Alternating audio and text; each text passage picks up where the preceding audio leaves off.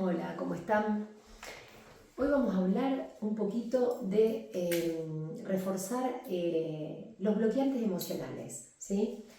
Dentro de los bloqueantes emocionales, yo trabajo algunas emociones y algunos sentimientos que me parece interesante, digamos, darlos a conocer desde el punto de vista de, interpretarlos, ver fundamentalmente cómo actúan, conocer cómo impactan en mí y desde algún lugar, digamos, estar preparados para poder interpretar, digamos, como emociones o sentimientos señales que nos están avisando, ¿sí?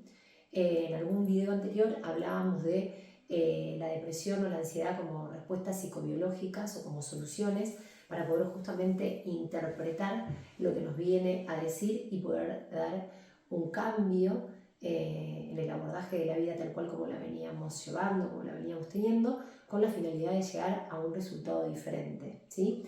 Bueno, con estas emociones y sentimientos en realidad pasa lo mismo, ¿sí? Yo considero que todo lo que de repente, digamos, sale de la norma no es casual, no es azar, no existe en ese sentido, y considero que poder interpretar a través del encuentro conmigo mismo para qué está una emoción, para qué vino un sentimiento a tocarme la puerta hoy, ayer, la semana pasada, y evitar que se cronifique es fundamental, ¿sí? ¿Fundamental para qué? Para que ni la emoción o el sentimiento se conviertan en un estado de ánimo, ¿sí? Una cosa es abordar o tener una emoción o un estado de ánimo, ya es pasar a una cuestión más cronificada, ¿vieron?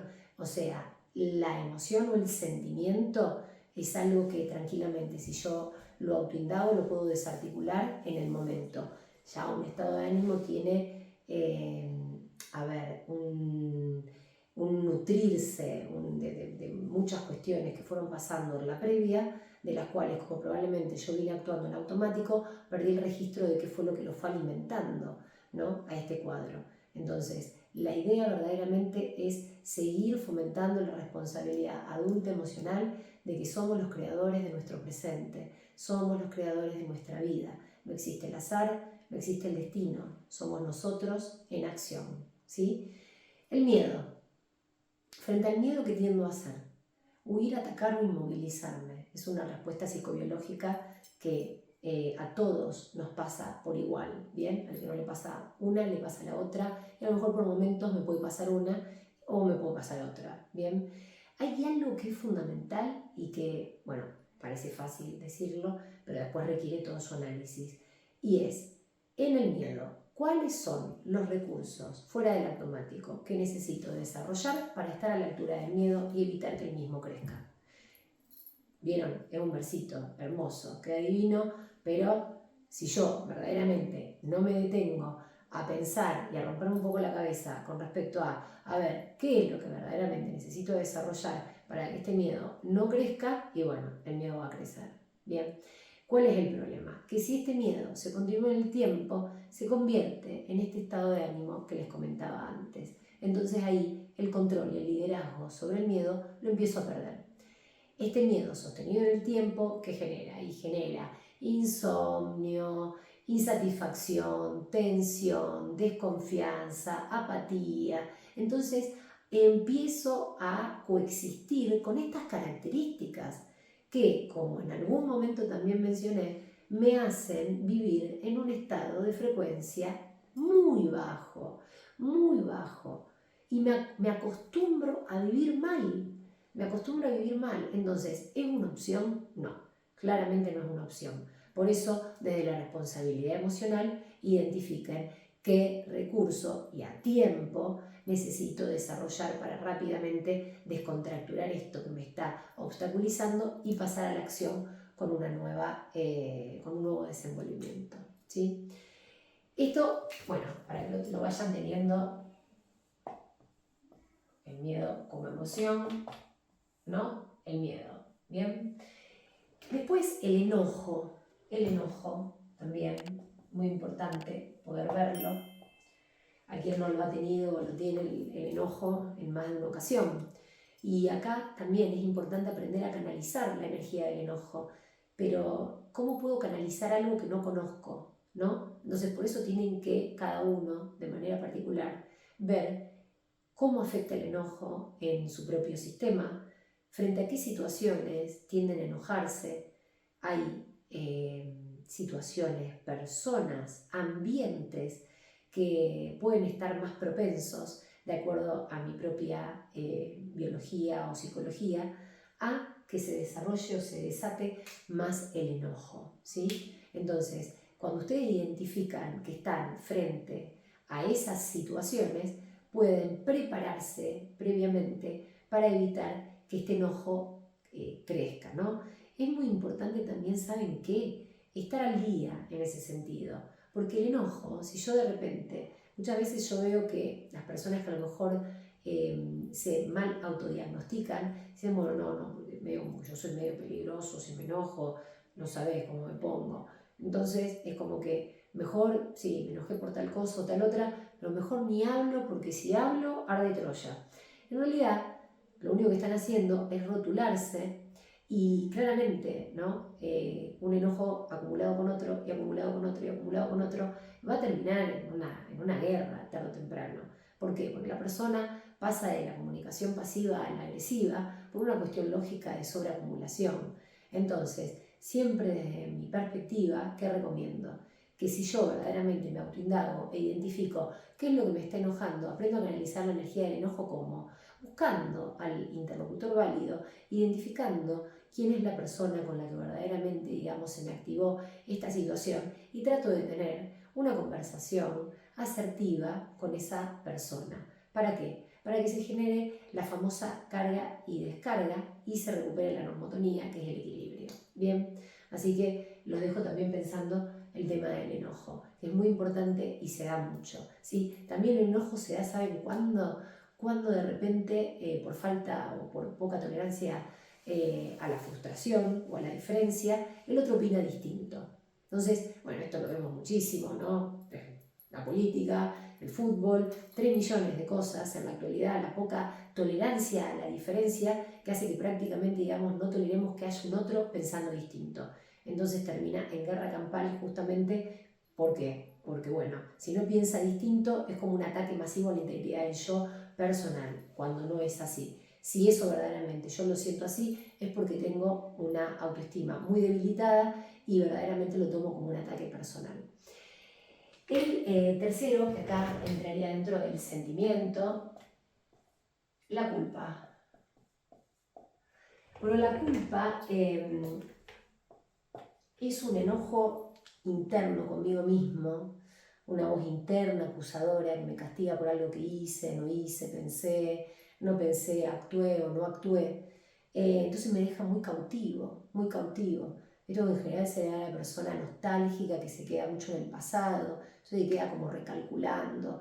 Y en realidad, fíjense que lo que pasó ya pasó, o sea que por más que de repente, digamos, lo piense de una forma o de otra, lo único que estoy haciendo es torturarme la mente al divino botón, porque en realidad lo hecho está, lo pasado pasado está, y en todo caso sí puedo gastar, invertir más que nada mi energía para poder ver a través de la aceptación, una palabra clave acá, aceptación, qué puedo modificar de ahora en adelante. Eso es fundamental, ¿no? Porque ahí sí tengo el poder de poder modificar mi presente y, bueno, y por ende mi futuro, ¿bien? Pero la culpa es también algo que está muy presente y nos tortura mucho, y verdaderamente si hiciéramos este trabajo de poder identificar que lo pasado ya está y en todo caso puedo empezar a modificar de ahora en adelante, bueno, nos haríamos un favor, ¿sí? Bueno, también otro sentimiento, la frustración, muy presente también. Y la frustración es el desfasaje que existe entre una expectativa y la realidad, ¿no? Yo me diría, bueno, pero ¿quién no tiene una expectativa? Claro, todos vivimos con expectativas. El problema es cuando tengo toda la libido, que es la energía disposicional, ubicada específicamente en la concreción de esa expectativa, ¿no? Entonces ahí sí, si no se da, se me viene el mundo abajo, ¿no? Ahora, si yo estoy parada desde la autoestima, trabajo para un objetivo, ¿no? Para algo que tengo como una expectativa, pero también abro un abanico e interpreto que también hay muchas cosas que se pueden dar más allá de lo que yo planifico. Entonces, estar preparado para que, bueno, si se da, fantástico, lo disfruto. Si no se da, sigo apostando. ¿Por qué? Porque tengo claro cuál es mi objetivo. Bien, entonces acá en la frustración es muy lindo, a modo autorreflexivo, pensar o revisar si estoy buscando culpables, que el ser humano es fantástico para buscar culpables y cortar cabezas, si busco culpables o si estoy siendo responsable, protagonista, y me hago cargo. O sea, no, porque pasó esto y tal, hizo tal cosa. Eso va en automático, el tema de posarnos en el afuera, por negación y proyección. Pero bueno, la idea es volver y poder identificar, bueno, para allá, bajo la polvoreda emocional, ahora sí puedo pensar adultamente desde esta responsabilidad de la cual siempre hablo y decir, bueno, a ver, ¿qué pasó? ¿Qué pasó? ¿En qué estuve involucrado? ¿Qué podría hacer distinto? ¿Cómo podría mejorar? Siempre desde el crecimiento personal, ¿no? Y entonces, de esa forma, ver dónde está mi compromiso, ¿no? Si en buscar cabezas para cortar o si verdaderamente seguir en este proceso de crecimiento interno. Y como emoción también pongo la tristeza. La tristeza me parece una emoción muy importante dentro del abanico de emociones y sentimientos. ¿Saben por qué? No porque me guste estar triste, ¿no? Porque a nadie le gusta estar triste. Claramente disfrutamos de la alegría y demás. Pero ¿saben qué? Cuando yo verdaderamente identifico a la tristeza, ¿qué tengo que identificar? Que verdaderamente, digamos, tomando dimensión auténtica de la tristeza, sabiendo cómo impacta en mí, me puedo verdaderamente conectar mejor con la alegría y disfrutarlo mejor cuando verdaderamente tengo espacios de regocijo y de alegría. ¿Por qué? Porque supe en algún momento estar triste y sé el impacto que me genera. O sea, importante eso, en general se da cuando hay momentos de transición, de cambio, de duelo, y por eso también nos conectamos desde el llanto a modo de descarga, ¿sí? Pero importante, fíjense que acá, en el tema de la tristeza, a mí me gusta hacer este cuadrito como para que se vea más gráfico. Si ustedes se ponen a pensar, podemos poner, ¿no?, a la tristeza en un polo, ¿no? Un polo, y podemos poner a la alegría en el otro polo, ¿sí? Bueno, ahí estamos, este es el punto medio, ¿no? Los polos, para poder hablar de equilibrio, en realidad tienen que estar complementados, ¿sí? Porque de lo contrario, como dice la palabra, si estoy en un polo, ¿ustedes qué piensan? ¿Que están equilibrados o desequilibrados?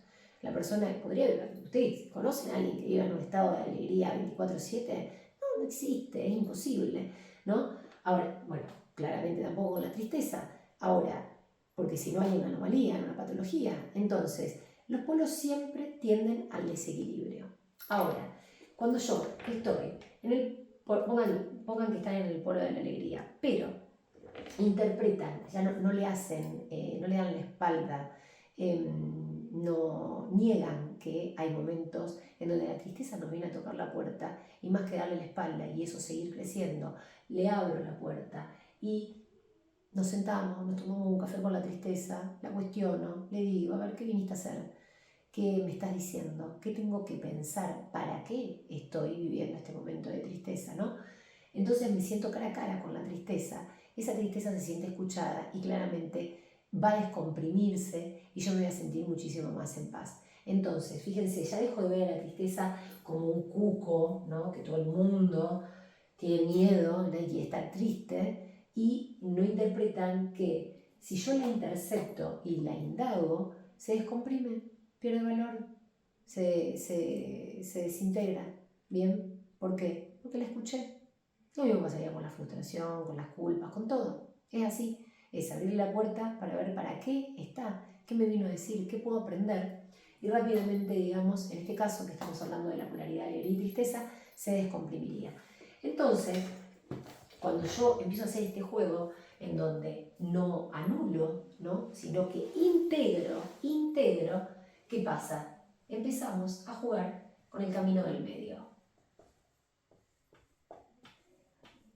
¿Y qué pasa en el camino del medio? En el camino del medio hay, inevitablemente, equilibrio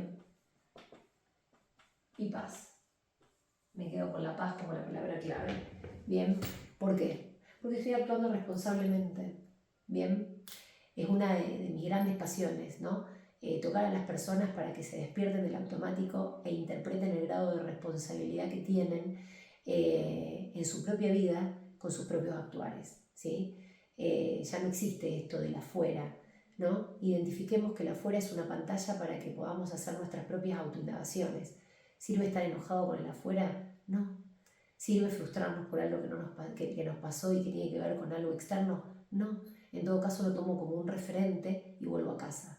Vuelvo a casa para poder verdaderamente autoindagarme e interpretar qué me están queriendo decir cada una de las cosas que estoy viviendo, ¿sí? Cuando verdaderamente identifico este punto de responsabilidad adulta, cambio la cosmovisión de mi vida y vivo en un estado de paz y de equilibrio que no tiene precio. Así que te dejo pensando, ¿desde dónde estás viviendo? ¿Estás viviendo desde un polo? ¿Estás viviendo desde el otro? ¿Defendés a muerte un polo o defendés a muerte otro? ¿O verdaderamente tratás de generar este complemento y esta integración y tratar de vivir en el camino del medio, que desde mi punto de vista es lo que recomiendo? Así que bueno, a pensar en qué espacio, en qué estado estás. Nos vemos la próxima.